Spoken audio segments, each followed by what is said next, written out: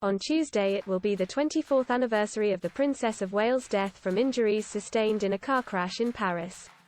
The fatal incident took place at around midnight at the Pont de l'Alma tunnel as Diana and boyfriend Dodi Fayed were driven home from a restaurant. To mark the occasion, historic royal palaces have announced special access to the princess statue, which was unveiled by her sons Prince William and Prince Harry last month. The statue was sculpted by artist Ian Rank Broadley and commissioned by William and Harry, who were just 15 and 12 when their mother died.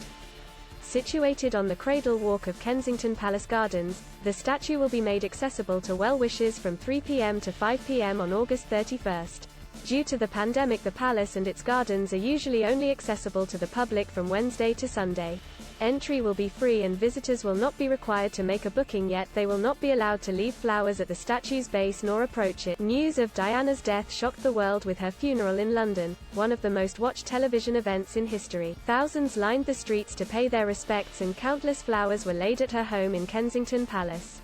Yet, BBC Paris correspondent at the time Kevin Connolly described the night itself as fraught, and information difficult to access due to the cautiousness of French authorities. Mr. Connolly, who was one of the first journalists on the scene after the Princess of Wales accident, even claimed that news of her death had reached journalists in the Philippines before France.